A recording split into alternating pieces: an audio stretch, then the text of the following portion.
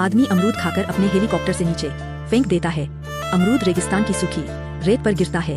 फिर रात को हल्की बारिश होती है और अमरूद को थोड़ी नमी मिलती है। कुछ दिनों में छोटा सा अमरूद का पौधा उग आता है। फिर तेज धूप के कारण पौधा मुरझाने लगता है। तभी एक छोटा लोमड़ी का बच्चा आता है और थोड़ा सा पानी पौधे पर डाल देता है।